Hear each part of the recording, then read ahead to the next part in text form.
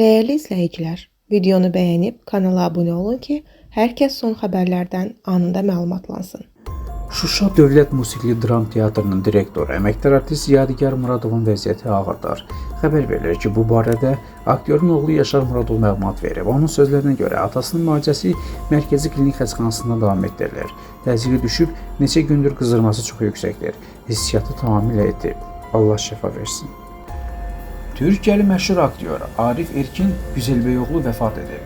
Xəbər verilir ki, sentyabrın 11-də 90 yaşlı tamam olan aktyor dünyasını dəyişib. Qeyd edək ki, Güzelbeyoğlu Bizimkilər, Yabancı Damat, Arka Sokaklar, Muhteşem Yüzyıl, Menajermi Ara kimi məşhur seriallarda rol alıb.